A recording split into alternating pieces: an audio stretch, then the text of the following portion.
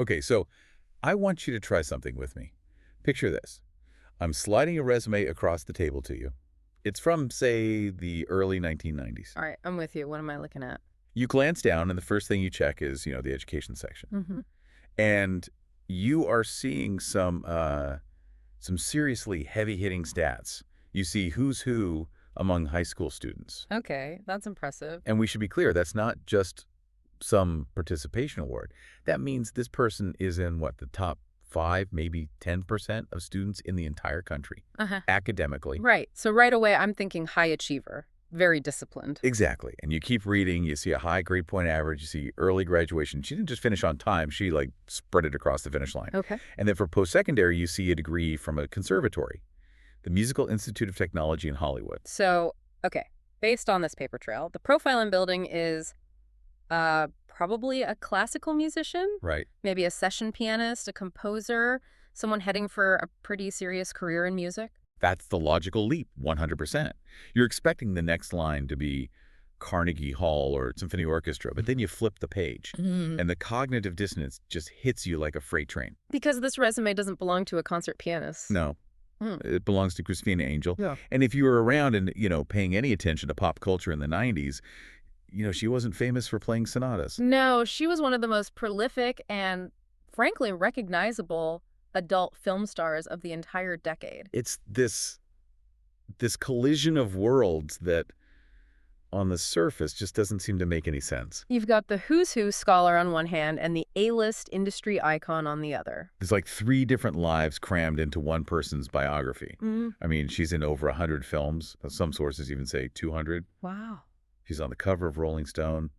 She's hosting a hard rock radio show. And that's exactly why we're digging into this today. Because usually when the adult industry is covered, the story is incredibly one-dimensional. It's either tragic or it's sensationalized. Or it's just a punchline. Exactly. But we've got a stack of sources here.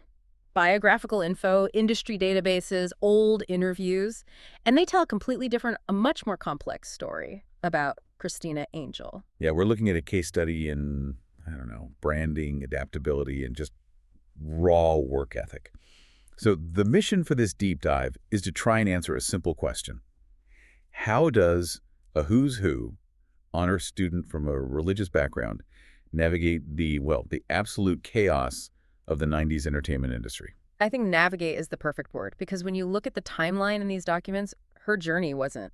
It wasn't a stumble. It doesn't look like an accident where she just fell into it. No. It looks like a series of very specific, almost calculated choices. So let's rewind. Let's go back to the beginning to where those choices started, because you really can't understand the career without the context. We're starting in Dayton, Ohio, August 1st, 1971. A pretty standard starting point. But she didn't stay there long, and that's the crucial detail. Her father was in the Air Force. Right, the classic Air Force brat childhood. Which is such a unique psychological environment. The sources all say she spent her whole childhood moving. Every 1 or 2 years, a new city, a new state. I was thinking about that. I mean, just imagine the social toll. Every time you finally make a friend or figure out the school layout, boom. The boxes come out. You're gone. You're the new kid. Again. It forces a very specific kind of development. You don't have that long-term stability, so you have to build it inside yourself. Psychologically, moving that often makes a child incredibly adaptable. You have to learn to read a room instantly. Instantly. You have to figure out the social rules, the hierarchy, where you fit in, all in that first week. You learn how to reinvent yourself, essentially, every couple of years. Which, when you think about it, is basically the perfect boot camp for the entertainment industry. Precisely. You learn to be a chameleon, and in Hollywood, adaptability is currency.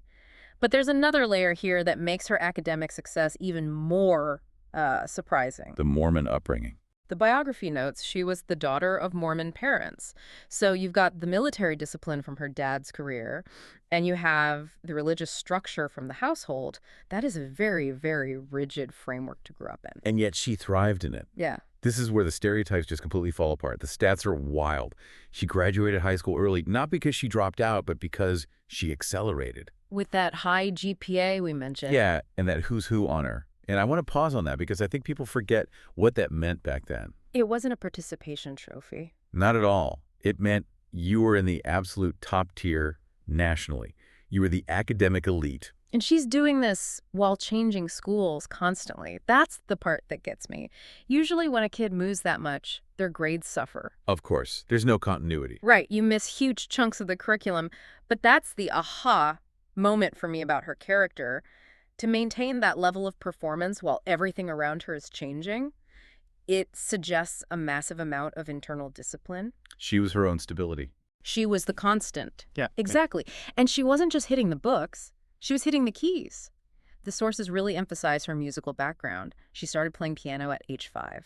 Another discipline that requires, hours and hours of solitary practice. You don't just get good at piano by accident. It's all work. And she stuck with it.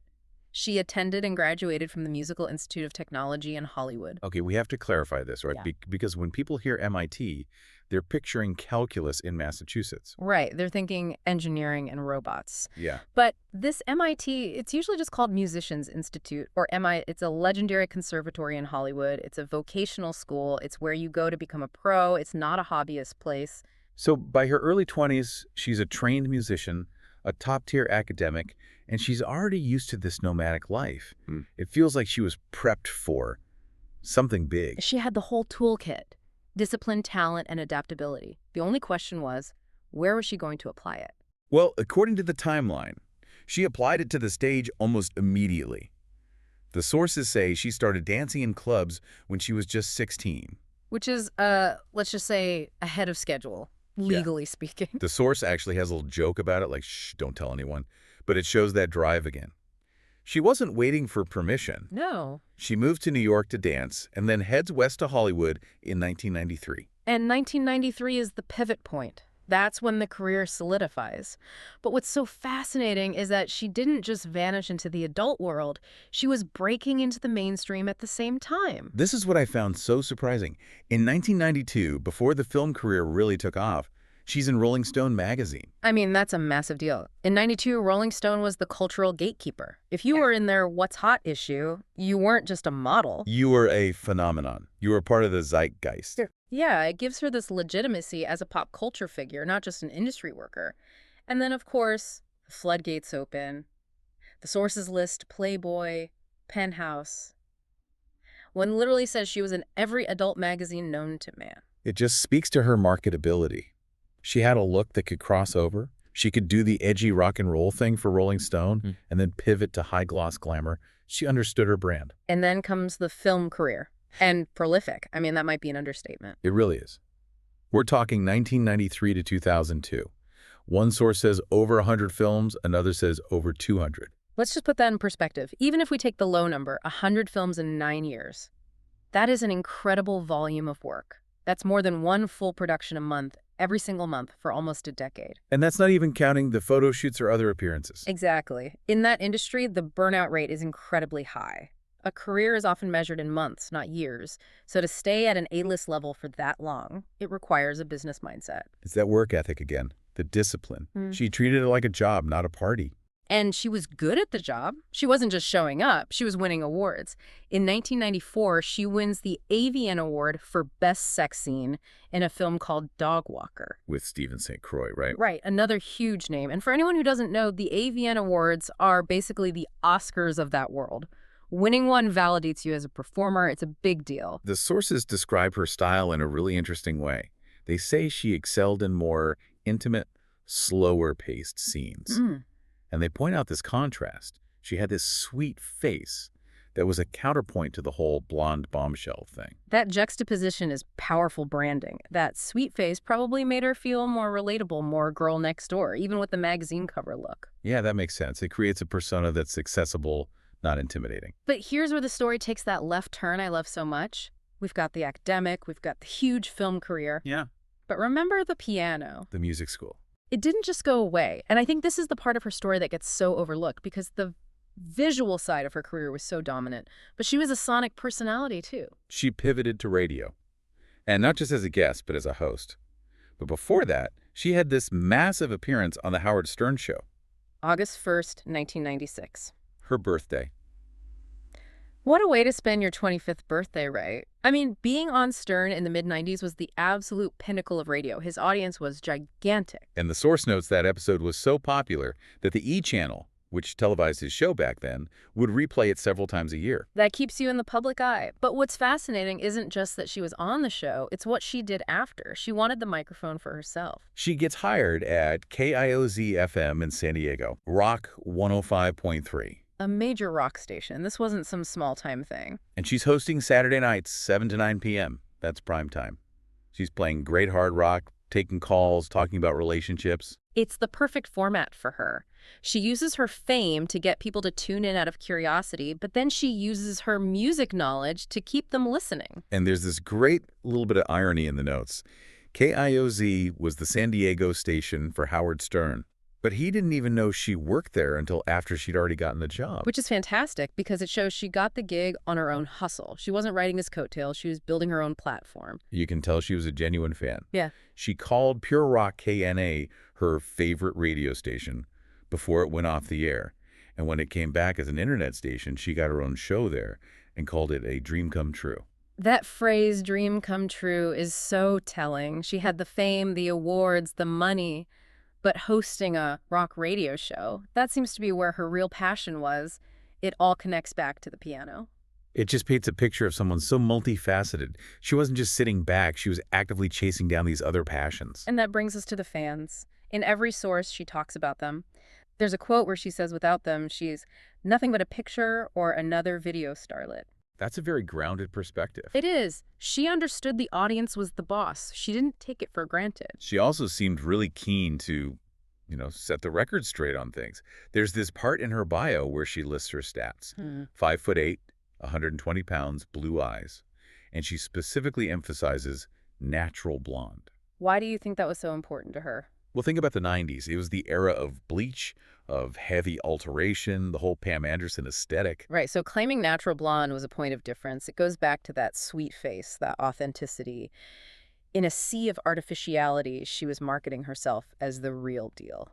She also mentions her love for animals and music as her main sources of happiness. It's just so wholesome compared to her public image. It humanizes her. It reminds you that behind the persona, there's a person who just loves her pecs and wants to listen to rock music. But, being a celebrity back then, it wasn't easy to manage your brand. We didn't have Google. Oh, no. And the sources list all these misspellings of her name. Angel with 2 L's, Christina. And then there's one, Jill Marty. Jill Marty. Where did that even come from? It's listed as an alternate name. It was probably a pseudonym for a specific shoot or something. In the VHS era, credits were notoriously sloppy. If a distributor misspelled your name on the box, that was it. Right. And if you're a fan trying to find her work and you type Angel with 2 L's into whatever passed for a search engine in 1996, you'd come up empty. It completely fragmented her legacy. Today, SEO just fixes that for us. So let's try to pull all this together. We started this deep dive looking at a contradiction. The scholar and the starlet. Exactly. Yeah. We have Christina Angel, born in Ohio, raised in a strict nomadic Air Force family. She's a piano prodigy who gets top national honors in high school. She goes to a serious music conservatory. And at the same time, she conquers the adult film world with hundreds of movies, wins Rager Awards, lands on the cover of Rolling Stone, and then pivots to become a hard rock DJ. It's a polymathic career in the most unlikely of places. It really challenges our own biases, doesn't it? It's so easy to look at a performer in that industry and just assume that's their whole identity, that that's all they can do. But she proves that the day job, even if it's a controversial one, doesn't define the entire person. Not at all. She was using the platform she built with her image to get back to what she truly loved, which was music. She was leveraging the system. And applying that rigorous who's who academic discipline to a field that is, by nature, chaotic. She brought order to the chaos. It just makes you wonder, if we looked at the bios of other people we've written off as being just one thing, what else would we find? That's the big question, isn't it? We see the persona, but we rarely see the person who practiced piano for 10 years. So here's a thought to leave you with. In this era where our digital footprints seem to tell us everything about a person, how many people are out there with these incredible hidden talents that are totally overshadowed by their most famous or infamous work? Right. Is your favorite reality TV star secretly a chess grandmaster? Is that person from an internet meme actually a classically trained opera singer? Chances are the answer is yes, more often than we think. Complexity is the rule, not the exception. Something to think about next time you judge a book by its cover or a star by their IMDb page. Thanks for diving deep with us. See you next time.